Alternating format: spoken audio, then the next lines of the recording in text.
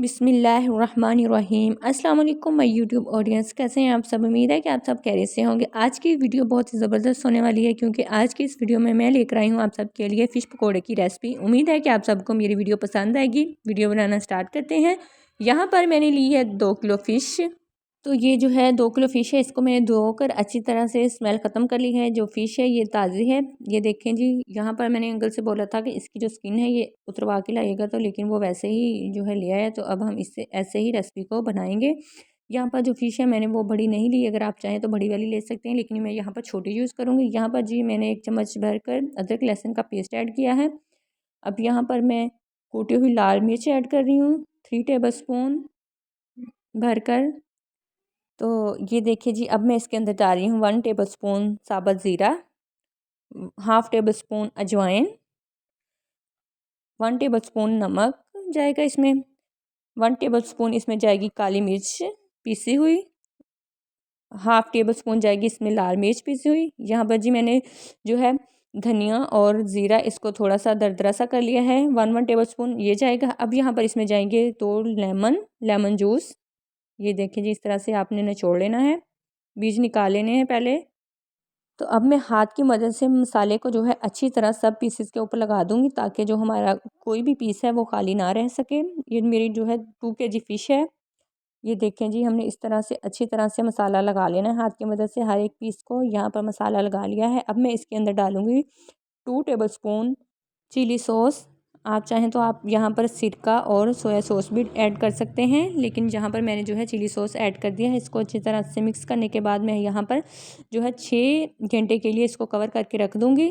तो हम इसको जो है शाम तक फ्राई कर लेंगे। ये देखिए यहाँ पर 6 घंटे हो चुके हैं। अब मैं शापर उतार दूँगी। तो ये देखें जी, जो हमारा मसाला है फ़िश को वो अच्छी तरह से लग चुका है, फ़िश ने अपने अंदर जज़ब कर लिया है, ये आप देख सकते हैं। तो यहाँ पर मेरा ऑयल जो है वो गर्म हो चुका है। अब हम इसके अंदर एक एक करके पीस ऐड करते जाएंगे। यहाँ पर जो है मैंने फ्लेम बिल्कुल लो किया हुआ है।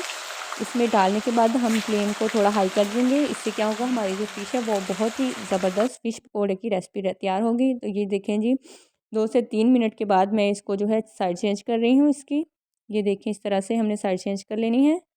अगर आप चाहें तो आप बेसन और मैदा भी लगा सकते हैं फ़िश को।